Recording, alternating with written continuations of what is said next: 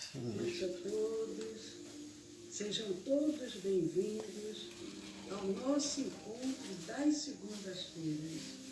Eu sou Leila Rocha de Oliveira, do Centro de Estudos Espíritas Allan Kardec, aqui da cidade de Olambra, cidade do interior de São Paulo. Hoje é dia 8 de fevereiro de 2021 e, como todas as segundas-feiras, nós temos um encontro marcado. É a nossa palestra semanal. Os amigos vão chegando e ficamos muito felizes por termos amigos dos dois planos da vida que vêm compartilhar conosco a equipe espiritual de Dr. Bezerra de Menezes, que fazem parte da nossa casa espírita, e todos esses amigos que vão chegando para a nossa live da noite de hoje. É muito bom estarmos juntos e nós vamos para a nossa preparação espiritual da noite de hoje. Olá, Cirlei, boa noite. Para a nossa preparação espiritual, nós vamos ler um pequeno trecho do livro Vinha de Luz, pelo benfeitor Emmanuel e Francisco Cândido Xavier. Eu abri na mensagem 84. Somos de Deus. Boa noite, Maria Dolores. Somos de Deus. Mensagem 84 do livro Vinha de Luz. Nós somos de Deus. João, essa passagem se encontra em 1 João, capítulo 4, versículo 6. Boa noite, Verônica, boa noite, Celi, Silvina, os amigos vão chegando, boa noite, Cida, muito bom estarmos juntos. Voltando aqui ao título, Nós somos de Deus, João. E o benfeitor comenta, não nos é fácil desvencilhar-nos dos laços que nos imantam aos círculos menos elevados da vida, aos quais ainda pertencemos. Apesar de nossa origem divina, 1000 obstáculos nos prendem à ideia de separação da paternidade celeste. Cega-nos o orgulho. Cega-nos o orgulho para a universalidade da vida.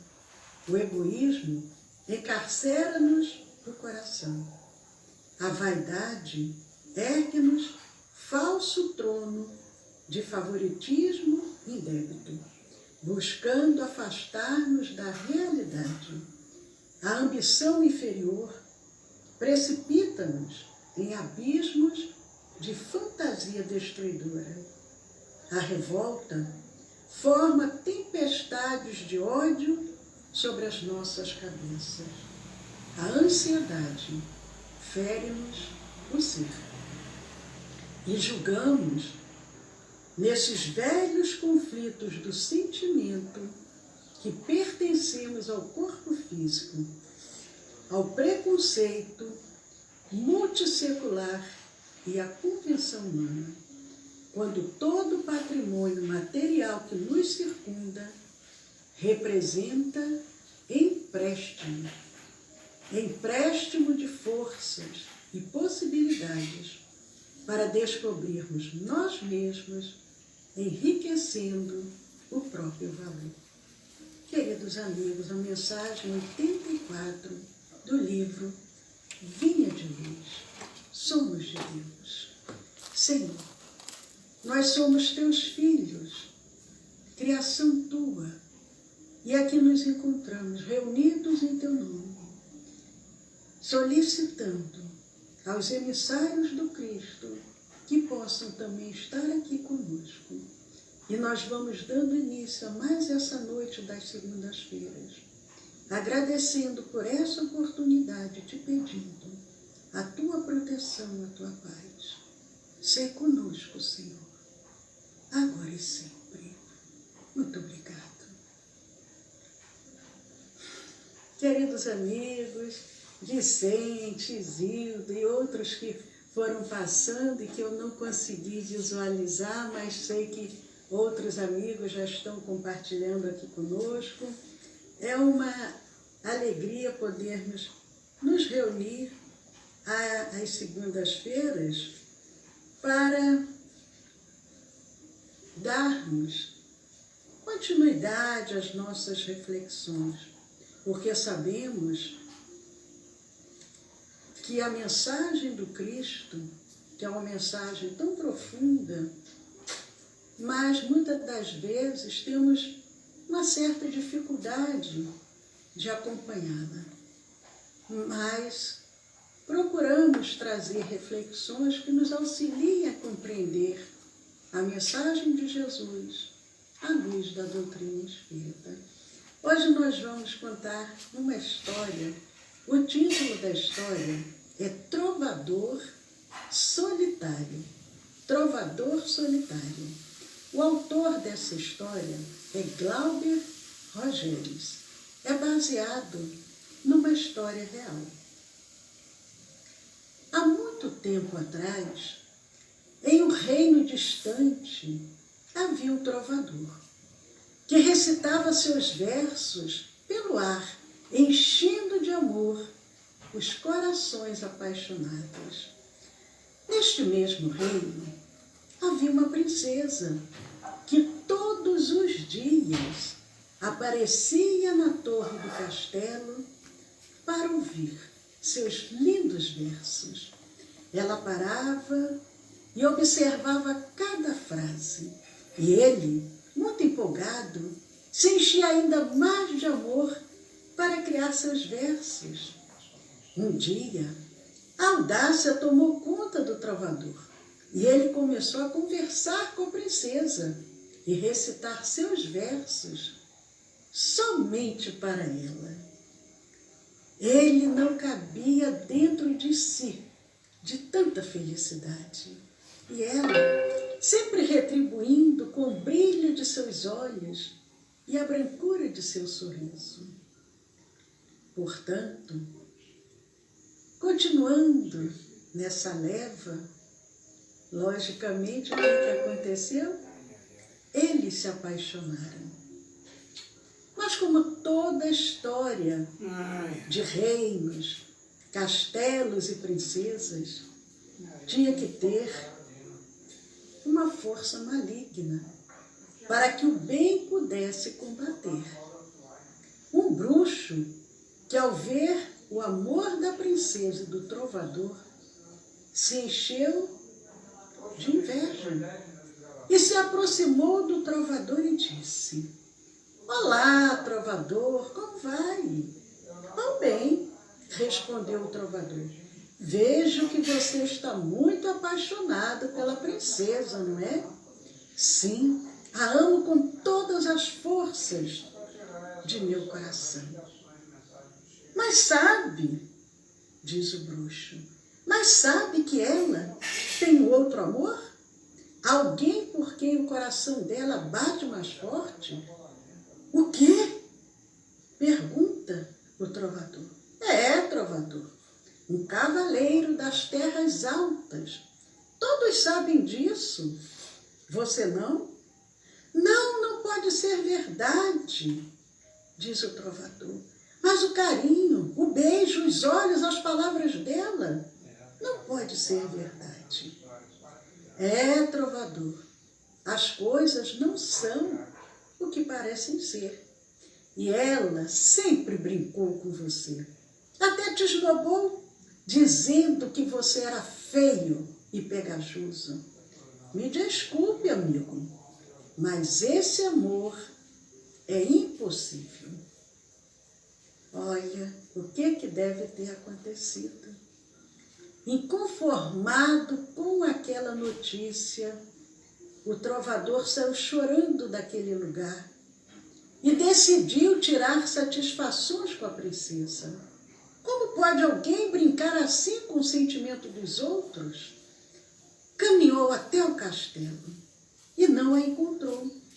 Achou melhor deixar um bilhete.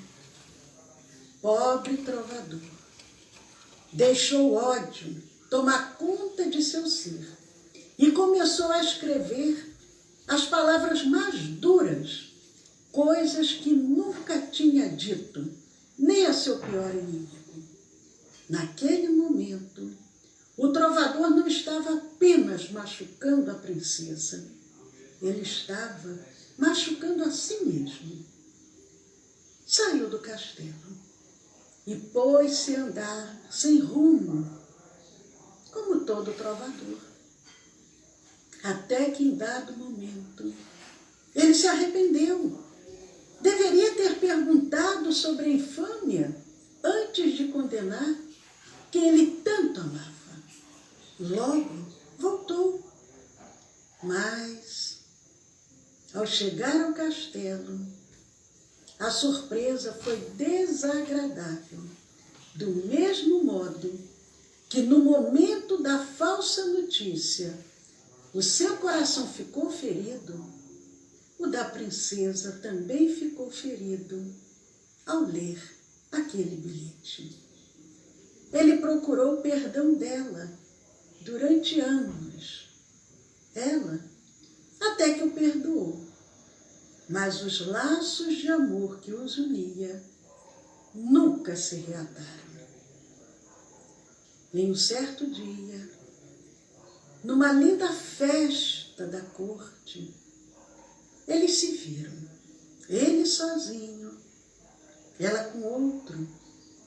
Ter aquela visão era como ter uma espada transpassando o seu coração. O feriu profundamente. Daquele dia em diante, ele teve a certeza de tê-la perdido.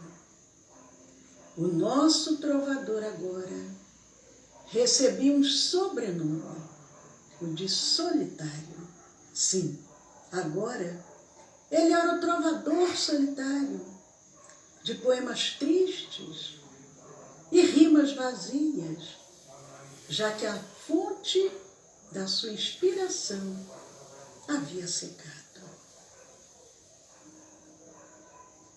Queridos amigos,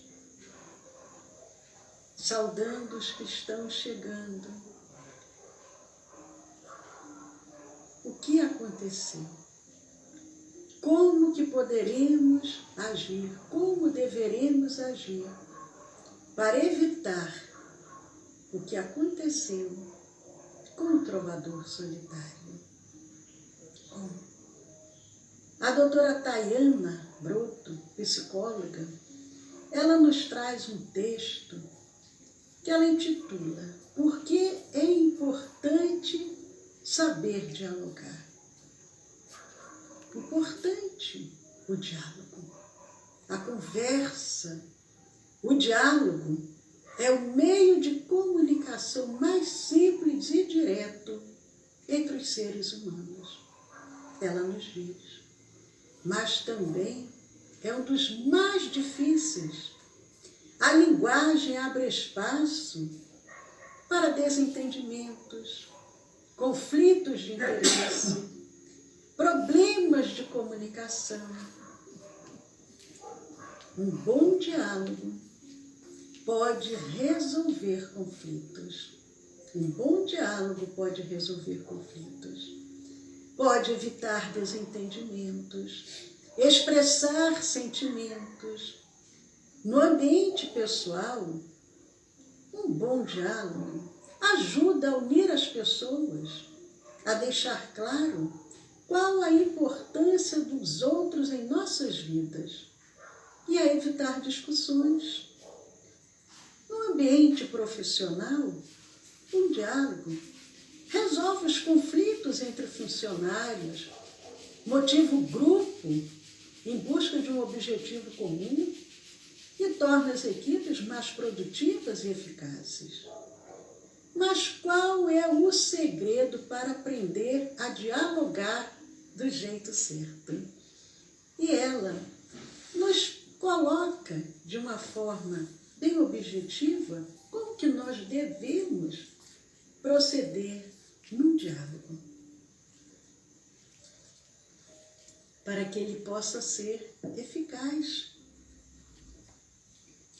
O passo a passo do diálogo. Algumas pessoas têm mais dificuldades de se expressar, mas podemos tentar aprender a dialogar, seguindo os seguintes passos. O primeiro passo para o diálogo: saiba o momento certo de propor o diálogo. Não podemos dialogar a qualquer momento. Para resolver um conflito com alguém, é necessário que nem a pessoa que quer dialogar e nem a outra estejam de cabeça quente, estejam irritados, porque senão o diálogo não vai resolver, não vai dar certo.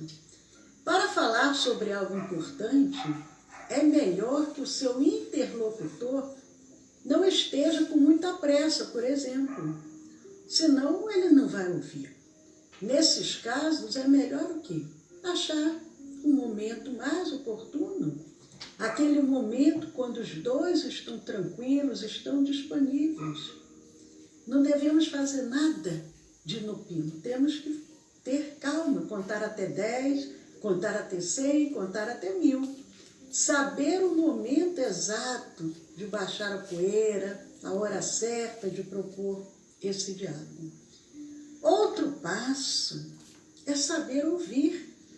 Nós, recentemente, numa das nossas exposições, falamos sobre essa arte da escutatória. Saber ouvir é muito importante. Nós sabemos falar, mas temos dificuldade em saber ouvir. Saber ouvir é uma parte essencial para quem pretende aprender a dialogar. Ouvir o que o outro tem a dizer, considerar sua opinião, a sua versão da história, que o trovador não soube. Ele não ouviu a versão da história. Ouvir o outro com muito equilíbrio. Outro passo também é saber falar. Na hora de falar é importante o quê? Tomarmos cuidado com as palavras, porque as palavras, elas podem criar, mas elas também podem destruir as relações. E ela diz mais, a doutora Taena, só fale aquilo que corresponder aos seus sentimentos verdadeiros e o faça de maneira clara e objetiva, sem rodeios, sem enigmas.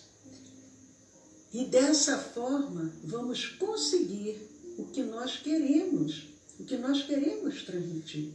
Eu vou repetir porque isso é muito importante. Dentro de um diálogo, só falar aquilo que corresponder aos sentimentos verdadeiros.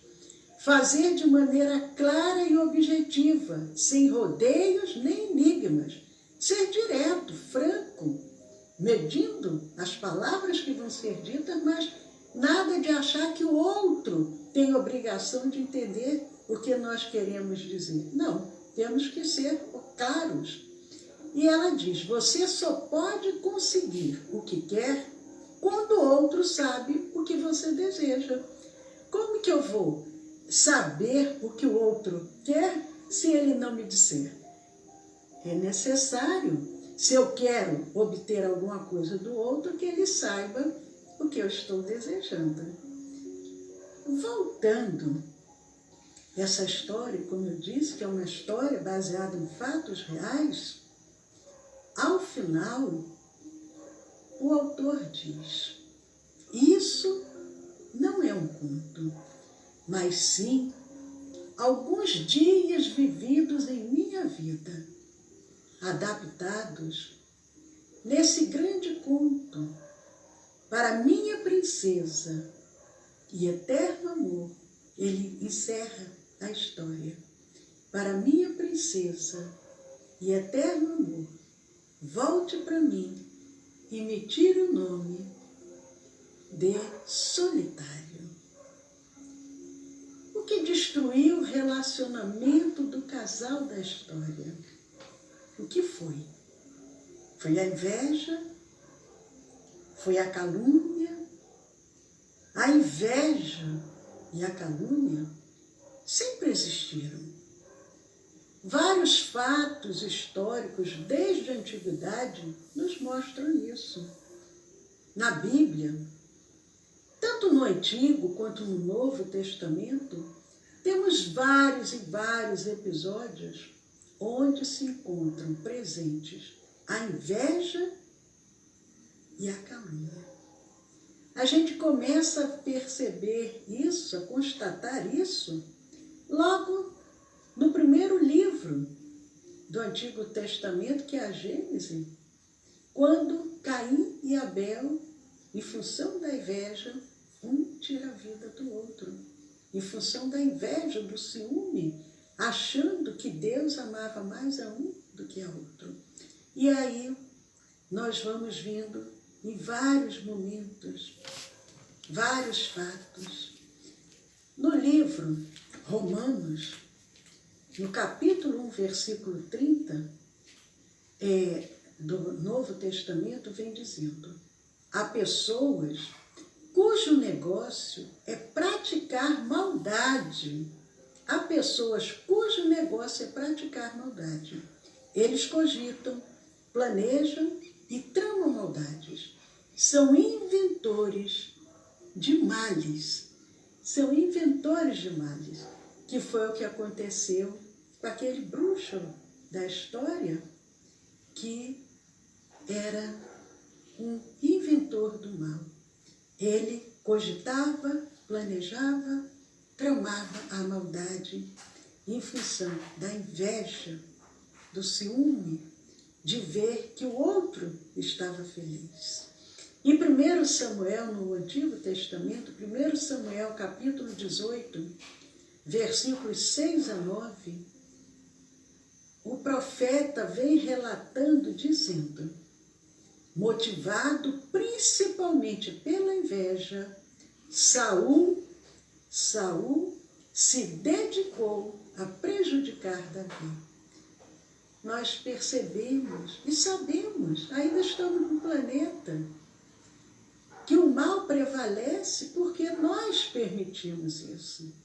Quantas das vezes nós queremos julgar o outro, mas esquecemos de observarmos a nós próprios, como que nós agimos. O nosso planeta vai mudar a partir do momento que nós mudarmos.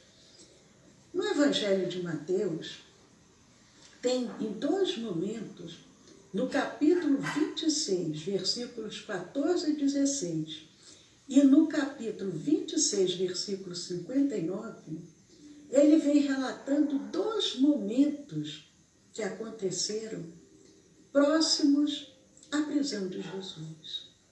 Os principais sacerdotes concordaram em pagar para Judas 30 moedas de prata, para que ele traísse Jesus. Os mesmos líderes, mais tarde, procuraram algum testemunho falso contra Jesus, a fim de o condenarem à morte. E eram homens religiosos, sacerdotes, os líderes do povo hebreu. Mas eles, agindo pela inveja, com a calúnia, para levarem o Messias à morte. Esses são poucos dos muitos exemplos na Bíblia de pessoas que podem ser chamadas mestres de intrigas. E a gente conhece pessoas assim nas nossas vidas. Temos que ter muito cuidado para não nos deixarmos envenenar por pessoas assim. O nosso querido Divaldo Pereira Franco, ele nos traz uma página intitulada Calúnia. Essa página, ela foi psicografada numa sessão mediúnica no dia 9 de julho de 2018. Está caminhando para 3 anos. Foi uma página recebida através do Divaldo no Centro Espírita Caminho da Redenção em Salvador, na Bahia, sobre a calúnia. E vamos ver o que ele nos traz. Nós não conseguimos saber qual o autor espiritual, mas o médium é o Divaldo Franco. A mensagem vem dizendo: em todos os tempos do desenvolvimento ético e moral do ser humano, esse processo fez-se acompanhar de bênçãos promotoras de iluminação. É verdade, estamos nesse processo de evolução, mas quanto amparo espiritual nós recebemos, os benfeitores amigos estão aí desde sempre para nos auxiliar. Quando Jesus começa a organizar o planeta Terra, acredito eu que deve ter sido com milhões de trabalhadores para contribuir com a obra do Pai. Mas, ao mesmo tempo, acompanhados de bênçãos promotoras de iluminação, assim como de desaires afligentes, que também fazem parte da evolução. Não poucos acontecimentos históricos de alta relevância se derivaram de quê? De calúnias, calúnias bem urdidas, que passaram como fatos verídicos, que geraram tragédias. Calúnias bem urdidas, que acabaram sendo consideradas como fatos verídicos, trazendo tragédias. Geraram tragédias. Vamos refletir.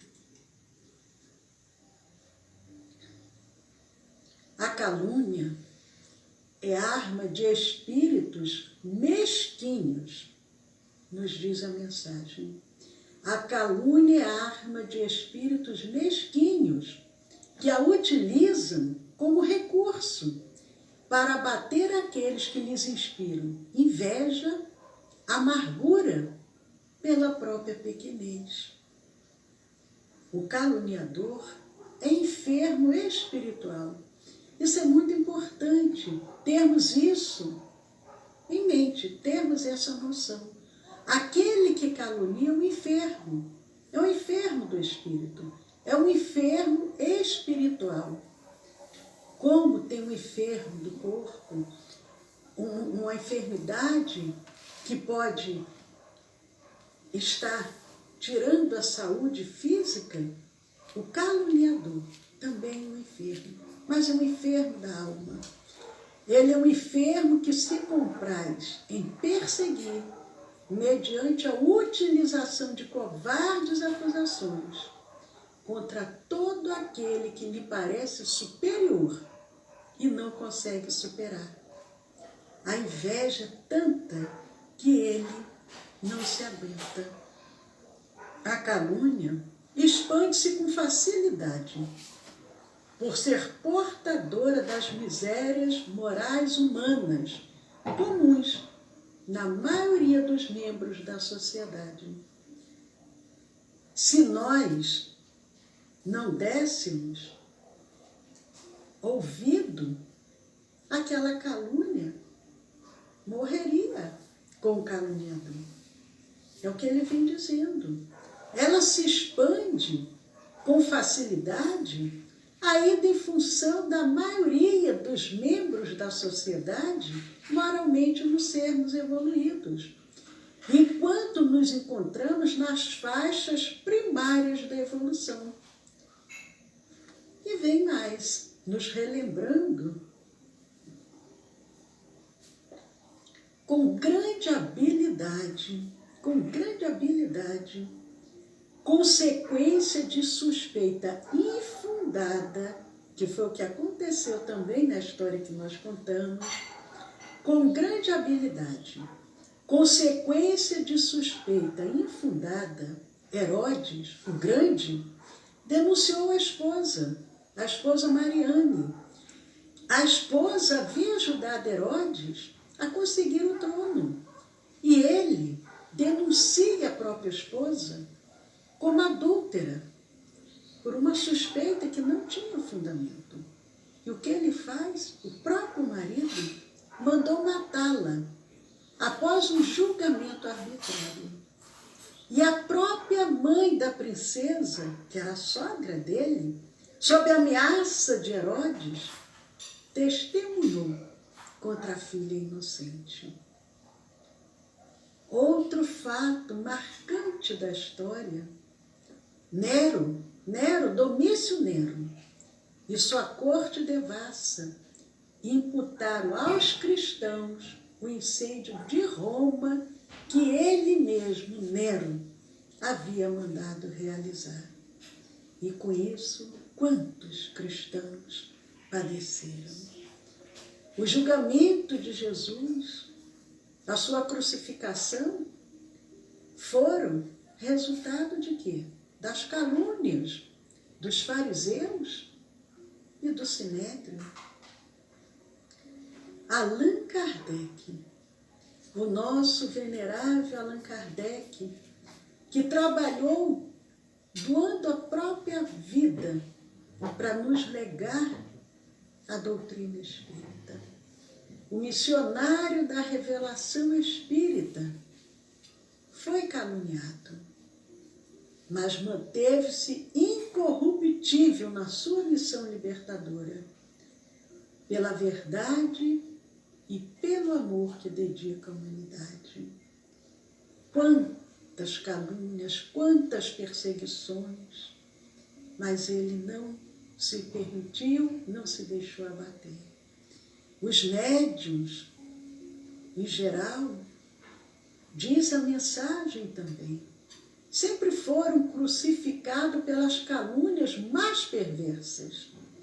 E nos lembra, na Idade Média, iam para a fogueira, acusados de bruxos, de bruxas, de feiticeiros, companheiros invejosos, caluniavam aqueles médiuns para que a igreja os condenasse pelo tribunal da Inquisição.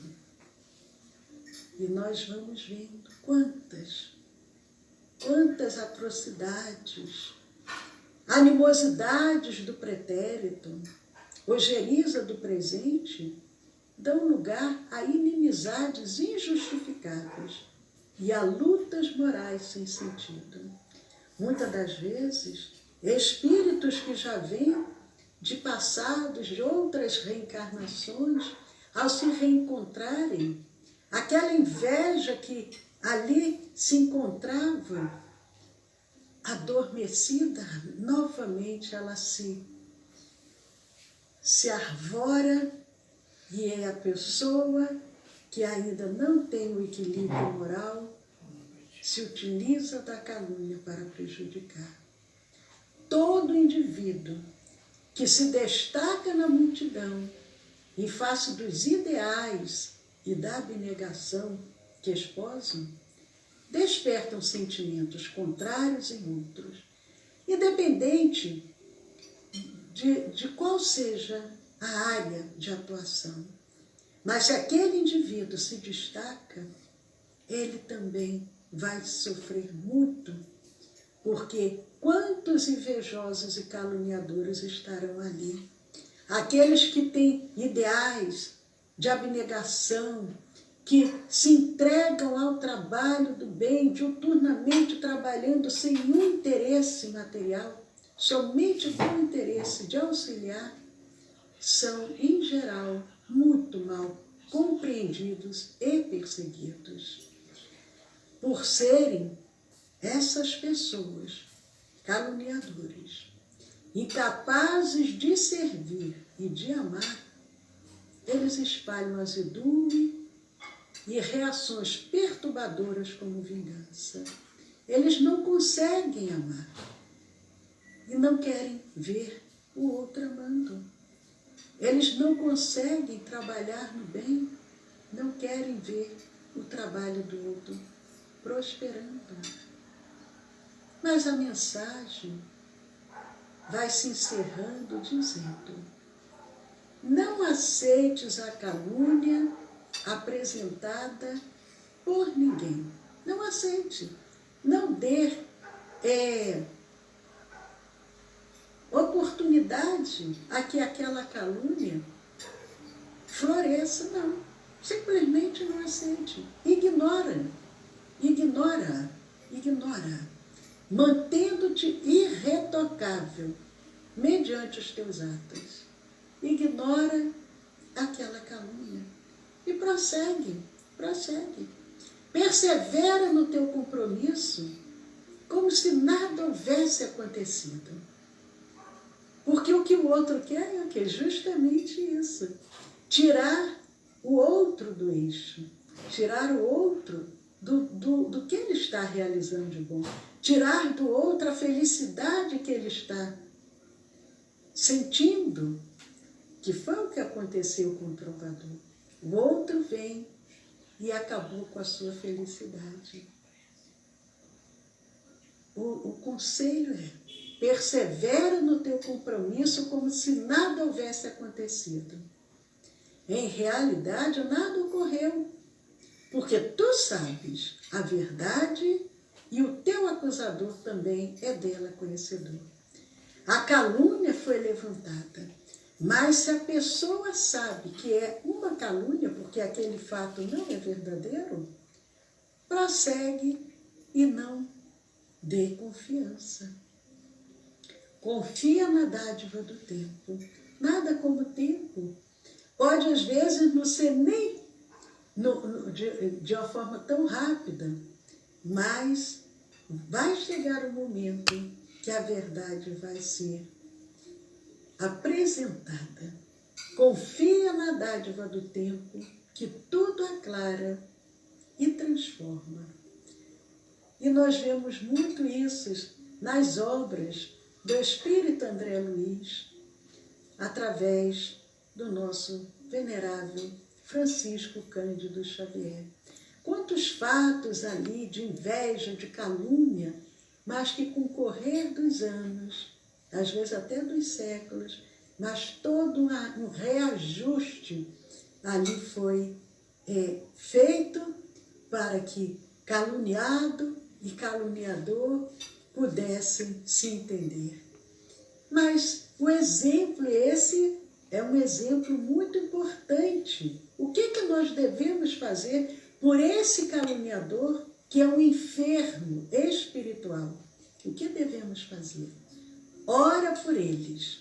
Ora, e mais ainda, ora por eles e ama os teus caluniadores. Não foi o que Jesus nos ensinou? Amar o inimigo? Orar pelo inimigo? Ora por eles e ama os teus caluniadores.